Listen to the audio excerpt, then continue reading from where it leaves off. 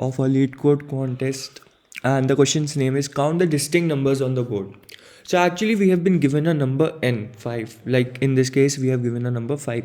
We have to just take only those numbers on the board whose when divided, like for example when 5 is divided by 2, that number gives us the remainder 1. See, x percentage I is equal to 1. For each number x present on the board, we have to find all the numbers whose remainder would be 1.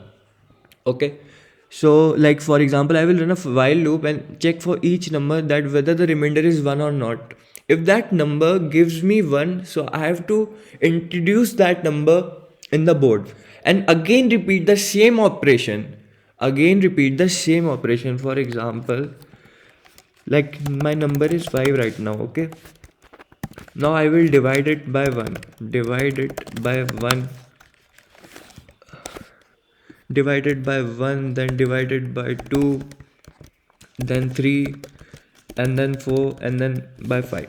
See, remainder would be only here. Remainder is 1 in this case, and remainder is 1 in this case. Okay, so we will kind of add it. Okay, we will just add the counter variable. We will just take a count is equal to 0 or something like that, and we will just check the count. Now I have to again compute for 2 and 4. Now my number would be 2. Like let's say I take 2 and then again divided by the numbers, like divided by 1 and then divided by 2. Okay, in both case remainder would be 0 and the number is 4. Now I will repeat the same number of steps for this also, number 4 also. I will divide it by 1, then 2, then 3, then 4, and here in this case the remainder would be 1 for only when I will divide it by 3, right? So I will increase my count. Now this 3 also gets added up. Now number is 3. When I will divide it by 1 and then 2 and then 3. Okay, now here in this case when I will divide it by 2, then only remainder would be 1, right? Then only remainder is 1. But I kind of already added it up, because you can see for number 2 we have already added our counter variable, so I am not going to. So you can see there is a duplicacy case over here. Like for example, there can be multiple numbers which can be divided by the same number and the remainder is 1. So we do not want to add them twice. Okay, so for that case only I will be taking set here. Set int s. Okay, and while my number is just a number, not 0, because I am decrementing in every case, I will just check for every number. For int I is equal to 1, the condition here, I will divide it by every number in every case. In every case, and just check if the remainder is 1. I will just insert if the remainder is 1.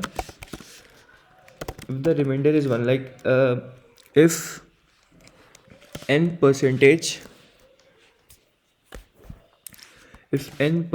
I is equal to 1, then just insert it in my set, that particular number.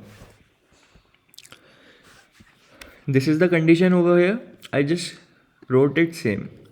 Why I'm taking set? Because like for example in this case 5 was divided by 5 when divided by 2 gave me the remainder this, and when I will divide that 2 again with 3, then again it would give me 1. So I won't add again 2 to my board, because we have kind of already added it once. So that's why I'm using a set always stores unique numbers. Okay, so we won't be counting the same number actually twice. And also you can see the number itself which is given to us is also kind of already added to the board. So we will also insert s.insert n. The initial number which was given to us, that's also adding up to the count, and in the end we will just return our size of the set. So we will just run the code. See, my sample test cases are running fine. I will just submit it and accept it. Thank you guys.